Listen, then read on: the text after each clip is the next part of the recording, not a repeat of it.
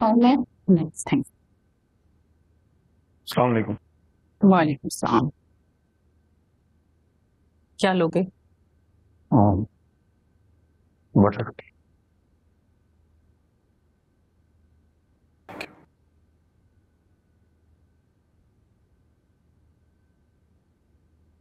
तुमने कभी अपने बाप को नहीं देखा, मगर तुम्हारी बहुत सारी आदतें अपने बाप से मिलती हैं। वो भी रिश्तों के मामले में ऐसे ही थे। वो भी अच्छे इंसान नहीं थे।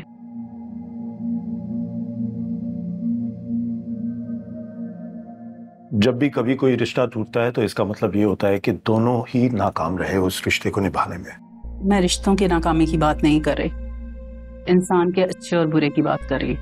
एक ही बात है माँ। एक ही बात नहीं है। जब दो बेहतरीन लोग अलग होते हैं तो किसी अच्छे तरीके से होते हैं। जो रिश्ते को जहर आलूद करके छोड़ते हैं वो कभी सुकून से नहीं रहते। उनके वजूद को पछतावे की दीमक चाट जाती है। कब दो चाहे।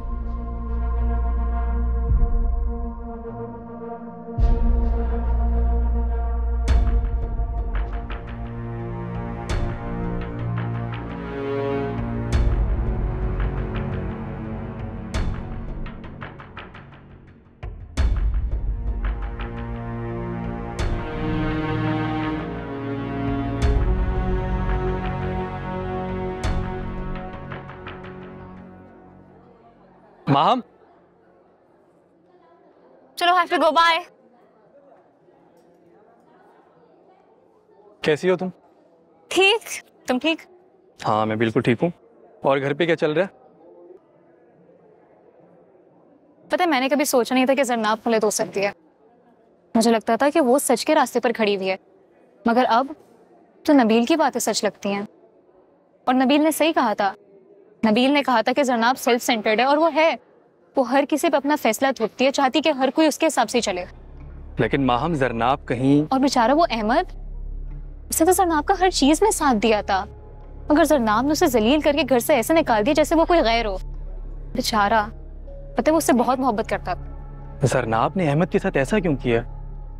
पता नहीं, लेकिन बहुत गुस्से से उसे कहा था कि वापस हमारे घर मत आना। किसी जरनाब की बात से उसने डिसएग्री कर दिया होगा। लेकिन माहम, ये भी तो हो सकता है कि जरनाब बेचारी किसी डिप्रेशन की वजह से ये सब कुछ कर रही हो। हाँ, क्योंकि जरनाब तो पूरी दुनिया में एक ही इंसान है ना जिसको डिप्रेशन होती है, बाकी सब तो बड़े खुश हैं।